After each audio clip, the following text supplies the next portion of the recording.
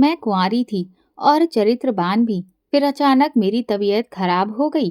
कुछ वक्त के बाद पेट में हरकत महसूस होने लगी, तो मैंने डॉक्टर को चेकअप करवाया, तो मेरी जान ही निकल गई जब ये मालूम हुआ कि मैं तो 5 महीने के पेट से हूँ। मुझे तो ये भी नहीं मालूम था कि इस बच्चे का बाप कौन है। कुछ दिनों में ही मैं बदनाम हो गई। घर वालों ने घर से निकाला, तो सुनसान सड़क पर बैठ मैं सारी रात भगवान से इंसाफ मांगती रही और रोती रही कि तभी जब तकरीबन सुबह के 4 बजे होंगे, तभी वहां पर 4 आदमी अचानक मेरे कानों ने सुना कि मेरे कमरे के बाहर से अजीबो गरीब सी आवाजें आ रही थीं। आज से पहले तो ऐसा कभी नहीं हुआ था। शायद रात के 2:30 बज चुके थे, इसीलिए खौफ से मेरा दिल बैठा जा रहा था। मैंने अपने कानों पर हाथ रख लिए और भगवान का नाम जपने लगी। वो आवाज मर्दाना थी, जैसे जैसे कि कोई करहा रहा था, जोर जोर से सांस ले रहा था। तभी मेरे दरवाजे पर दस्तक होने लगी थी। अब तो मेरा डर और भी ज्यादा बढ़ गया था। वो दस्तक धीरे धीरे बढ़ने लगी। फिर मेरे भाई की आवाज सुनाई दी, दरवाजा खोल दे, नहीं तो दरवाजा तोड़ दूंगा। मैं तो हैरान ही रह गई थी कि भाई को इस वक्त क्या हो गया है। मैं हड़बड़ाकर उठी और दरवाजा खोल दिया। भाई ने कमरे में दाखिल होते ही मेरे मुंह पर थप्पड़ मार दिया, जबकि मेरी भाभी मुझे बचाने की कोशिश करने लगी। मम्मी भी रो रही थी, जबकि पापा तो चुपचाप एक कोने में खड़े थे। भाई कहने लगा, बता, किसको बुलाया था अपने कमरे में? कौन आया था? क्या हो रहा था? मैं रो रही थी। मैं बोली, भाई नहीं, मेरे कमरे में तो कोई नहीं आया, बल्कि मुझे तो खुद बाहर सहन से आवाजें आती सुनाई दे रही थी। मुझे डर लग रहा था, तो भगवान का नाम ले रही थी। भाई मेरी बात सुनकर हंस दिया और बोला, हाँ हाँ, तुम तो बहुत अच्छी और सीधी हो। तुम भगवान को याद कर रही थी, इसीलिए तो तुम्हें दरवाजा खोलने में इतनी देर लग गई। आज तुमने हमारी इज्जत मिट्टी में मिला दी है। मुझे तो यकीन ही नहीं आ रहा था कि मेरा सगा भाई मुझ पर शक कर रहा था। मैंने जल्दी से मंदिर में जाकर गीता पर हाथ रख दिया और बोली, इस किताब के सामने खड़े होकर मैं झूठ नहीं बोलूंगी। मेरे कमरे में कोई नहीं आया था। इससे पहले कि भाई कुछ कहता, पापा ने भाई का हाथ पकड़कर उसे कमरे से बाहर निकाल दिया था। पापा कहने लगे, जाओ, जाकर सो जाओ। लगता है नींद तुम्हारे सर पर चढ़ गई है, जो इस तरह की बहकी बहकी हरकतें कर रहे हो। भाई और भाभी के जाने के बाद मैं मम्मी के गले लगकर फूट फूट कर रोती रही थी। मैंने तो कभी सपने में भी नहीं सोचा था कि मेरा सगा भाई यूं मुझ पर शक करेगा। मम्मी ने मुझे दिलासा दिया और कहने लगी, तुम अब आराम से सो जाओ, सुबह बात करते हैं। अब भला मुझे नींद क्या आनी थी। मैं रोती रही, फिर मोबाइल उठाया टाइम देखने के लिए, तो गर्वित के मैसेजेस देखकर जवाब देने लगी थी। वो भी ऑनलाइन था, तो हमारी चैट होने लगी। मैं गर्वित से मोहब्बत करती थी, उससे कभी कोई बात नहीं छुपाती थी, मगर आज रात का मामला उसे चाहकर भी मैं बता नहीं पाई थी, क्योंकि जब मेरा सगा भाई मुझ पर शक कर रहा था, तो क्या गर्वित नहीं करेगा। सुबह घर वालों ने रात के टॉपिक पर बात नहीं की थी। भाई तो पूरा दिन घर ही नहीं आया था। रात हुई तो मुझे अपने कमरे में ही सोने से डर लगने लगा था, मगर किसी से मैं अपने डर की बात नहीं कर सकी थी। मैंने अपने कमरे में दाखिल होते ही दरवाजे को अंदर से लॉक कर लिया था। तब कहीं जाकर चैन की सांस आई थी। मैंने अपनी सारी जिंदगी शर्म और शराफत में गुजार दी थी, कभी किसी की तरफ आंख उठाकर भी नहीं देखा था। बात करना तो बहुत दूर की बात थी। गर्वित तो मेरी बुआ का बेटा था, हम साथ में ही पले बड़े थे, इसीलिए उसके साथ बात करने में मुझे कभी हिचकिचाहट महसूस नहीं होती थी।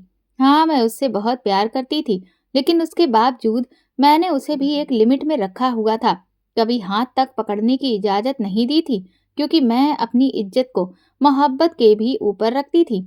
आज रात मुझे नींद भी आ रही थी और बार बार डर भी महसूस होता था कि अगर कोई मेरे कमरे में दाखिल हो गया तो मैं क्या करूंगी।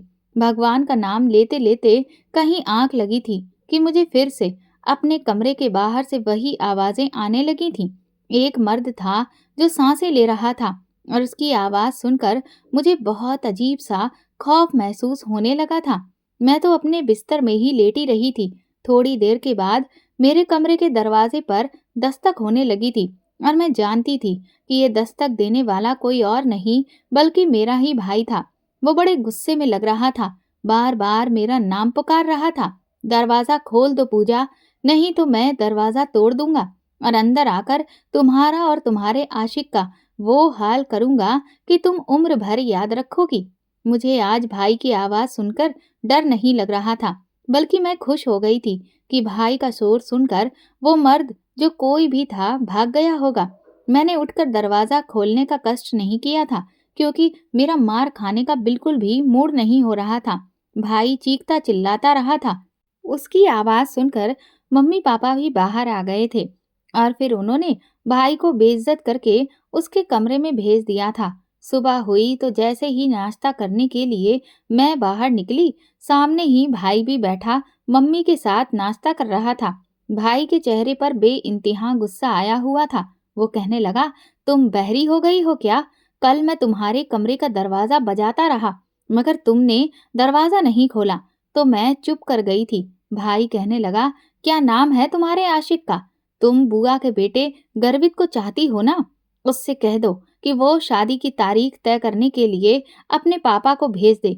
मैं अपने घर में ये सब हरगिज बर्दाश्त नहीं कर सकता। मैं इज्जतदार इंसान हूँ। कल को अगर किसी को पता चल जाएगा कि रात को मेरे घर में मर्द आता है, तो फिर इस जमाने में मेरी क्या इज्जत रहेगी?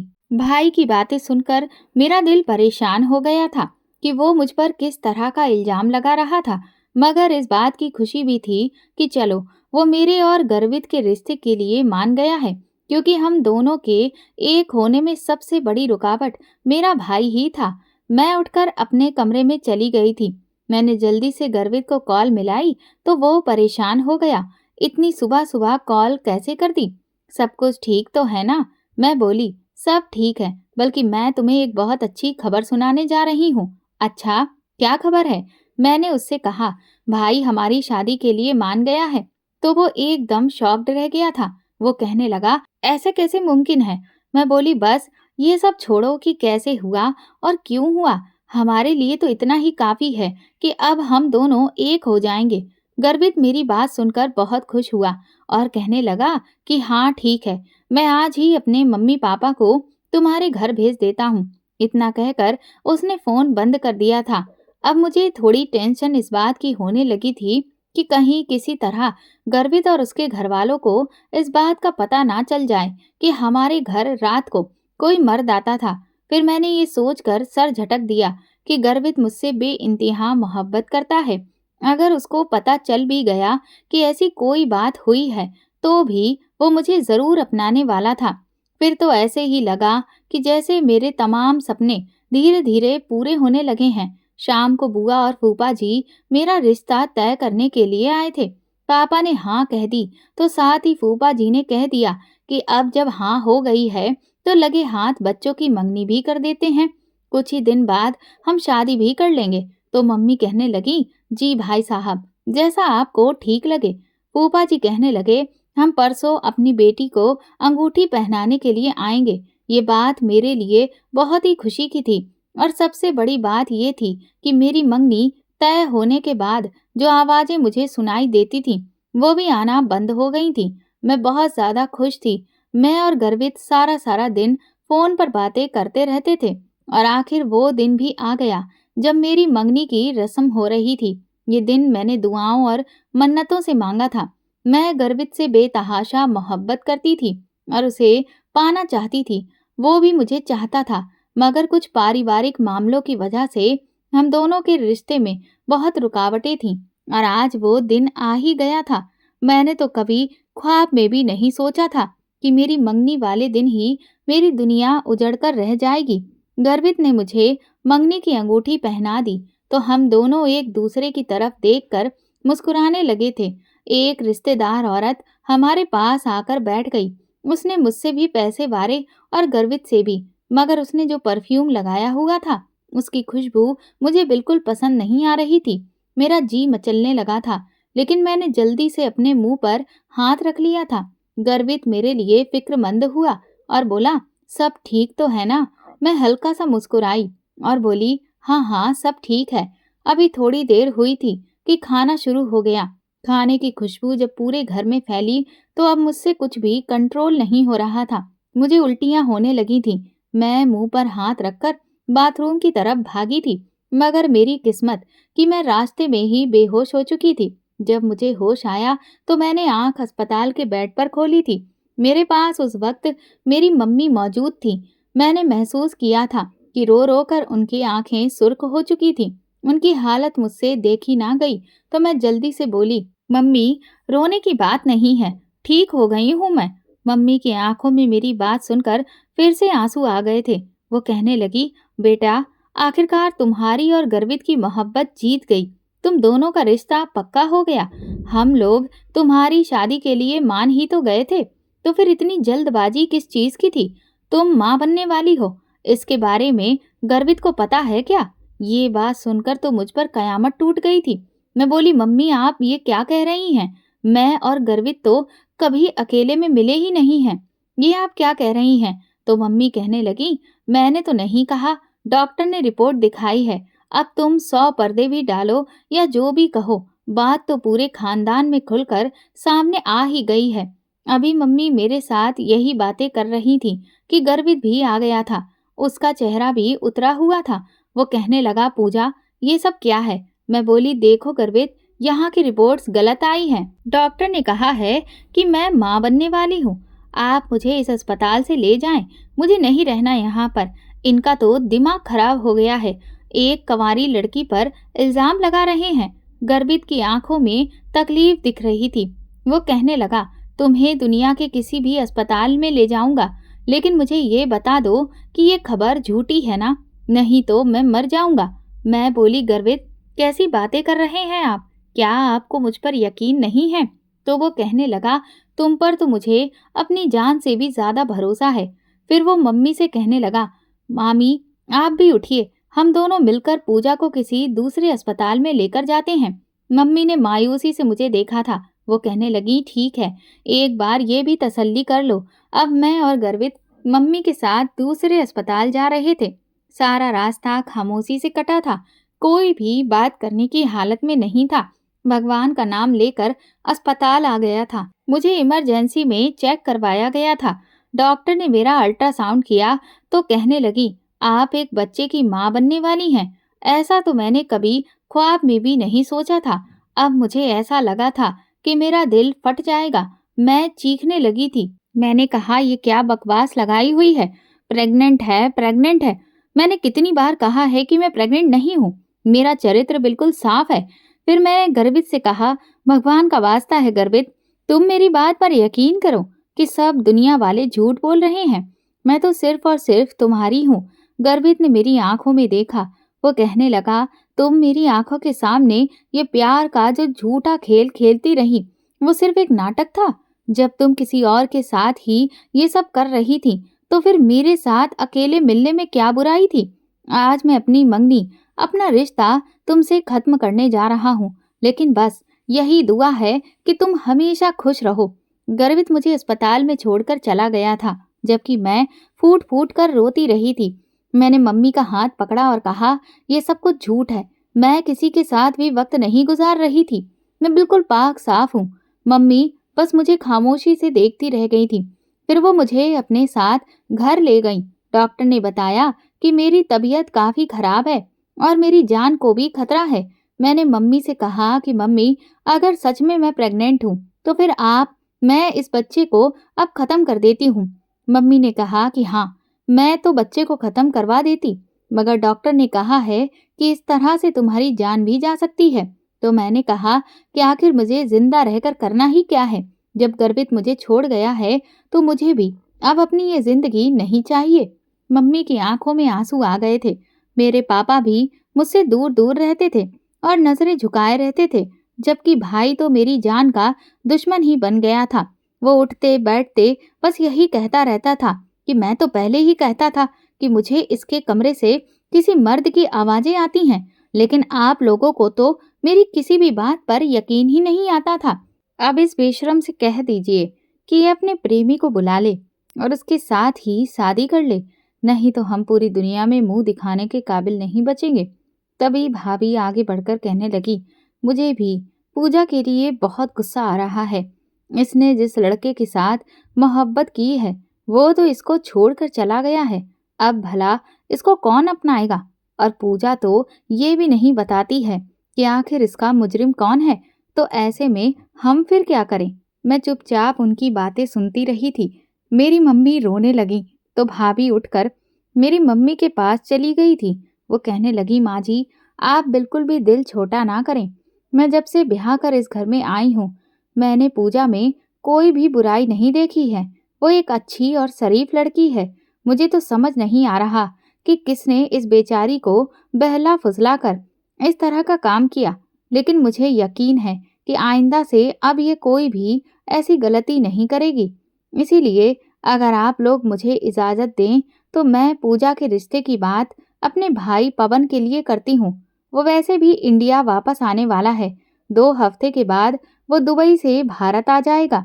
मम्मी तो वैसे भी उसकी शादी की बात कर ही रही हैं, तो कहीं और लड़की क्यों ढूंढनी है? हमारी अपनी पूजा जो है। भाभी की ये बात सुनकर मैं दंग रह गई थी। मम्मी का जवाब सुनकर भी मेरे होश उड़ गए। वो कहने लगी, सीमा, तुम अपनी आंखों देखी मक्खी कैसे निगल सकती हो? तुम्हें तो बहुत अच्छे से पता है कि हमारी बेटी ने पाप किया है। फिर तुम इसकी शादी अपने कुंवारे भाई के साथ कैसे करने पर तैयार हो गई हो? इस पर भाभी कहने लगी, माँ जी, मैं इस घर की बहू नहीं बेटी हूँ और मैं आप लोगों की परेशानी को बहुत अच्छे से समझती हूँ। और फिर मेरा पति भी तो दिन रात इस परेशानी की वजह से अंदर ही अंदर घुला जा रहा है। मैं अपने भाई से बात करूंगी। अगर वो इस रिश्ते के लिए तैयार हो गया तो फिर मैं आपको बता दूंगी कि आप भी शादी की तैयारियां शुरू करें। हो सकता है कि वो मान जाए, क्योंकि उसे पूजा अच्छी लगती थी। मम्मी झट से बोली, हाँ, तुम बात करके हमें बताना। फिर ये बात आई गई हो गई थी, जबकि मैं इसी बारे में सोचती रही थी कि अगर मम्मी मेरी शादी भाभी के भाई से करने पर तैयार हो गई तो मैं उस इंसान के साथ कैसे जिंदगी गुजारूंगी, क्योंकि मैंने उसे कई बार दुत्कारा था। पवन मुझे पसंद करता था, जबकि वो मुझे बिल्कुल अच्छा नहीं लगता था। बल्कि मुझे तो दुनिया का कोई भी लड़का अच्छा नहीं लगता था, सिवाय गर्वित के। मैंने पवन को कह दिया था कि मैं किसी और लड़के से प्यार करती हूँ, इसीलिए मैं तुम्हारी नहीं हो सकती। 2-3 दिन के बाद मम्मी ने भाभी से पूछा कि बताओ, तुमने अपने घर में बात की है या नहीं? तो भाभी कहने लगी कि माँ जी, मैंने अपनी माँ से बात की थी। माँ ने कहा है कि अगर पवन मान जाए तो फिर हमें भी कोई ऐतराज नहीं है। लेकिन अब मैं बस उसका इंतजार कर रही हूँ कि जब वो हिंदुस्तान वापस आ जाएगा, तभी मैं उससे इस बारे में बात करूंगी। फोन पर इस बात को वो ठीक से समझ नहीं पाएगा। आप फिक्र ना करिए। बस अब उसके लौटने में 3-4 दिन ही बाकी हैं। और फिर कुछ दिनों के बाद भाभी मम्मी से कहने लगी, मेरा भाई दुबई से वापस आया है। अब मैं उससे मिलने के लिए अपने घर जा रही हूँ और रिश्ते की बात भी करूंगी। मम्मी ने कहा, हाँ हाँ, ठीक है, तुम जाओ, मगर ध्यान रखना कि अपने भाई पर किसी भी तरह की कोई जोर जबरदस्ती मत करना, क्योंकि जबरदस्ती के जोड़े हुए रिश्तों को निभाया नहीं जा सकता है। उधर मेरे पेट से होने की बात पूरे खानदान में फैल चुकी थी। हर कोई मुझ पर ताने कस रहा था। हर तरफ मेरी बदनामी हो चुकी थी, जबकि मैं अपनी जिंदगी से ही तंग आ चुकी थी। मुझे तो यकीन ही नहीं आता था कि मैं जिस इंसान से इस कदर मोहब्बत करती थी, वो मुझे छोड़कर चला गया था। लोग तरह तरह की बातें करते थे। 2 दिन के बाद भाभी अपने मायके से वापस आई थी। जब वो वापस आई तो वो बहुत सोचती। वो कहने लगी, माँ जी, पवन कहता है कि मैं पूजा से शादी जरूर करूंगा, और आप मेरी बात का यकीन करिए कि मैंने ऐसा करने के लिए उसे बिल्कुल भी मजबूर नहीं किया है। मैंने तो उसके सामने बस एक प्रस्ताव रखा था, जिस पर वो कहने लगा कि तुम मेरा रिश्ता मांग कर देखो, अगर वो लोग देते हैं तो मैं पूजा से शादी जरूर करूंगा। ये बात सुनकर तो मेरी आंखों में आंसू ही आ गए थे कि क्या कोई इतना भी अच्छा हो सकता है? क्या कोई किसी से इस कदर मोहब्बत भी कर सकता है? अब यहाँ पर तो ये साबित हो गया था कि गर्वित की मोहब्बत खोटी थी, जबकि पवन मेरी मोहब्बत की परीक्षा में पास हो गया था। जब मुझे पूरी दुनिया ताने सुना रही थी, तब मुझे पवन ने अपना बनाने का फैसला किया था। उसके घर वाले मेरा रिश्ता लेने के लिए आए थे, जिस पर मम्मी ने हामी भर दी थी। और 1 हफ्ते के अंदर-अंदर ही मैं पवन की दुल्हन बनकर उनके घर पर विदा हो गई थी। मैं पवन के कमरे में बैठी हुई थी, सेज सजी हुई थी, जबकि मेरी आँखों से लगातार आँसू बह रहे थे। मैंने तो कभी सपने में भी नहीं सोचा था कि मेरी ज़िंदगी में कभी ऐसा दिन भी आएगा। मैं तो गर्वित की दुल्हन बनने के सपने सजा रही थी और कहाँ अब मेरी शादी पवन से हो गई है। थोड़ी देर के बाद पवन कमरे में दाखिल हो गया था। उसने मेरी आंखों में नमी महसूस कर ली थी। पवन बेड पर आकर मेरे पास बैठ गया और उसने मेरा हाथ पकड़ लिया था। फिर वो धीरे धीरे से मेरे हाथ को सहलाने लगा और बोला, पूजा, मुझे पता है कि तुम आज के दिन बहुत परेशान हो। तुमने हमेशा यही सोचा था कि तुम गर्वित की दुल्हन बनोगी, मगर किस्मत तुम्हें यहाँ ले आई है। तुम अपना दिल बिल्कुल भी छोटा मत करना। देखो, जो भी होता है अच्छे के लिए होता है। हो सकता है कि गर्वित एक अच्छा पति साबित ना होता, जबकि मैं तुम्हें इस बात की गारंटी दूंगा कि मैं हमेशा तुम्हारा साथ दूंगा, हर पल तुम्हारा ख्याल रखूंगा। फिक्र करने की कोई जरूरत नहीं है। पवन की बातें सुनकर मेरा दिल थोड़ा सा मजबूत हुआ था। पवन सच में एक अच्छा पति साबित हुआ था। सारा सारा दिन वो मेरा ख्याल रखता था। वो मेरे लिए तरह तरह की खाने पीने की चीजें भी लाता था और कहता था कि इस हालत में तुम्हारा पेट भरकर खाना खाना बहुत जरूरी है। तो मैं तो हैरान रह जाती थी। एक दिन मैंने उससे पूछ लिया कि तुम एक ऐसी औलाद के लिए फिक्रमंद हो जिसके बाप का अता पता मुझे खुद भी नहीं है। तुम ऐसी औलाद का इतना ख्याल आखिर कैसे रख सकते हो? इस पर पवन कहने लगा, तुमसे जुड़ी हर एक चीज से मुझे मोहब्बत है। मुझे इस बच्चे के बाप से कोई मतलब नहीं है। मेरे लिए इतना ही बहुत है कि ये बच्चा तुमसे जन्म लेगा। मैं तो उसकी बातें सुनकर हैरान रह जाती थी। खैर, शादी को 1 महीना गुजर चुका था। पवन ने कहा कि वो दूसरे शहर एक काम के सिलसिले में जा रहा है। वो मुझे खास तौर पर ये कहकर गया था कि मैं अपना बहुत ख्याल रखूं। पवन चला गया तो मैं भी अपने कमरे में आकर लेट गई थी। रात का वक्त था। चारों तरफ बिल्कुल घना अंधेरा फैला हुआ था और तभी मेरे कमरे के दरवाजे पर अचानक दस्तक हुई। तो मैं बोली, कौन है? मेरी सास कहने लगी, बहू, गजब हो गया है, जल्दी से दरवाजा खोलो। मैं हैरान हुई कि वो इस वक्त आखिर यहाँ क्यों आई हैं। मैंने दरवाजा खोला तो देखा कि मेरी सास के चेहरे पर बहुत ज्यादा गुस्सा था। वो कहने लगी, इधर आओ, मेरे साथ आओ। उन्होंने मेरा हाथ पकड़ा और मुझे अपने घर के दरवाजे से बाहर निकालकर फेंक दिया। वो कहने लगी, मेरा बेटा तो पागल हो गया है, जो तुम जैसी बदकिरदार औरत से शादी करके बैठ गया है। हमें तो ये पता ही नहीं था कि तुम्हारे पेट में एक नाजायज बच्चा पल रहा है। इसके बाप का भी कुछ अता पता नहीं है और तुम इतनी बेशरम हो कि इस घर में ऐशो आराम की जिंदगी जी रही हो। निकल जाओ इस घर से। सुबह जब तुम्हारा पति वापस आएगा तो मैं उससे कह दूंगी कि तुम्हारी बीवी अपने किसी प्रेमी के साथ भाग गई है। अपनी सास के मुंह से ये बातें सुनकर तो मैं दंग रह गई थी। मेरी सास ने मुझे घर से बाहर निकालकर अंदर से दरवाजे को कुंडी लगा ली थी। मैं तो बहुत ज्यादा डर रही थी। मेरे आसपास से कुत्तों के भौंकने की आवाजें भी आ रही थी। मैं अपने घर से थोड़ी सी दूर जाकर बैठ गई थी और प्रार्थना कर रही थी कि भगवान मुझे इंसाफ दिलाओ। मुझे कैसे भी करके ये पता चल जाए कि मेरे साथ ये गुनाह करने वाला आखिर कौन है। मैं सारी रात ऊपर वाले से प्रार्थना करती रही और इसी तरह से रात गुजारी। सुबह का जब वक्त हुआ तब मेरे पास अचानक से 4 लोग आकर खड़े हो गए थे। जब मैंने सर उठाकर देखा तो वो और कोई नहीं बल्कि मेरे ससुर, सास, मेरे पति और भाभी थी। मेरे पति ने मेरा हाथ पकड़ा और कहने लगा, उठो, चलो मेरे साथ, घर चलो। उसकी बात पर मैं रोने लग गई और बोली, पवन, तुम्हारी मम्मी ने तो मुझे घर से निकाल दिया था। इस पर पवन कहने लगा, हाँ, मुझे पता है, लेकिन तुम फिक्र ना करो। मुझे पता चला है, आज मैं मम्मी को सारी हकीकत बता दूंगा। तुम मेरे साथ तो आओ। पवन ने मेरा हाथ पकड़ा और फिर वो मुझे वापस अपने घर में ले गया।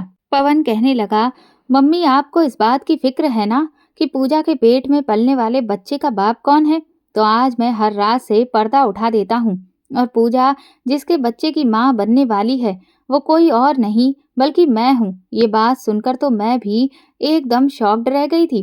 तभी मेरी भाभी कहने लगी, जी माँ, ऐसा ही है। आपको तो पता है कि पवन पूजा से कितनी मोहब्बत करता था। और पूजा इसको किसी गिनती में भी नहीं लाती थी। पवन ने मुझे एक बार फ़ोन पर कहा था कि अगर मुझे पूजा ना मिली तो मैं अपनी ज़िंदगी ख़त्म कर लूँगा। तब मैंने उसे कहा था कि तुम खुद को कोई भी नुकसान नहीं पहुँचाओगे, हम कोई न कोई तरकीब निकालेंगे। फिर हम दोनों इस फैसले पर पहुँचे थे कि मैं हर रात अपने पति और नंद को नींद की गोलियां खिलाकर सुला दिया करूंगी और फिर पवन मेरी नंद के पास चला जाया करेगा। मुझे पता है कि ये सब गलत है, गुनाह है, लेकिन कहते हैं ना कि मोहब्बत और जंग में सब जायज है। मुझे मालूम हो गया कि पूजा अब माँ बनने वाली हो गई होगी, तो मैंने पवन से कहा कि तुम हर रोज इसके दरवाजे के पास आकर जोर जोर से सांसें लेना शुरू कर देना। रोज उसके दरवाजे के पास आकर ऐसा करना। इस तरह से उसके भाई को शक हो जाएगा और वो समझेगा कि मेरी बहन गलत है। अब मैं अपनी नंद और पति को नींद की दवाइयां देना बंद कर दी थी और पवन हमारे घर जाकर उस तरह से शोर करने लगा था और फिर ऐसे पूजा के भाई को भी पता चल गया कि मेरी बहन ही खराब है। और फिर हुआ ये कि पूजा की मंगनी के दिन ही इसके प्रेग्नेंट होने का राज भी खुल गया था। माँ, आप पूजा को घर से मत निकालें क्योंकि इसके पेट में आपका ही वंश है। ये सब बातें सुनकर तो मुझे यकीन ही नहीं आ रहा था कि मेरे पति और मेरी भाभी ने किस कदर मेरे साथ घटिया हरकत की है। मैं उन लोगों से बिना कुछ कहे उठकर अपने कमरे में आ गई थी। पीछे ही पवन भी आ गया था। वो कहने लगा, देखो पूजा, मैं तुमसे बहुत मोहब्बत करता हूँ। तुम्हारी खातिर मैं सब कुछ करने को तैयार हूँ। मैंने कहा, आज तुमने अपना असली रूप मुझे दिखा दिया। तुम किसी दरिंदे से भी ज्यादा खतरनाक हो। तुमने मेरी इज्जत खराब की, मुझे बदनाम किया, मुझे मेरी मोहब्बत भी छीन ली और मुझे सबकी नजरों में गिरा भी दिया। अगर तुम इसे मोहब्बत कहते हो तो लानत है इस मोहब्बत पर। ये बात सुनकर पवन के चेहरे की रंगत बदल गई थी। वो कमरे से बाहर निकल गया था। मैं चुपचाप अपनी मम्मी के घर आ गई थी। मैंने सारी हकीकत अपने घर वालों को बता दी थी। मेरा भाई भी हैरान था। वो बोला, जो औरत मुझे नींद की दवा खिलाकर ये सब कुछ कर सकती है, तो ना जाने वो और मेरे साथ क्या कुछ नहीं करती होगी। इतना कहकर मेरे भाई ने भाभी को भी तलाक देने का ऐलान कर दिया। पवन घर आया। उसने मेरे पांव पकड़ लिए थे। वो मुझे अपने साथ चलने को कहता था, मगर मुझे अब उससे बेइंतहा नफरत हो चुकी थी। मैं उसकी शक्ल देखने के लिए भी तैयार नहीं थी। मुझे अपनी जिंदगी के लिए तो यही फैसला ठीक लगा। बाकी आप लोगों की इस पर क्या राय है, कमेंट करके ज़रूर बताएं। दोस्तों, अगर आपको हमारी कहानी पसंद आई है तो कमेंट करके बताएं और वीडियो को लाइक करके ज़्यादा से ज़्यादा शेयर करें। चैनल पर नए हैं तो सब्सक्राइब करें और हाँ, नोटिफिकेशन बेल को ज़रूर दबाएं ताकि अगली अपडेट सबसे पहले आपको मिले। धन्यवाद।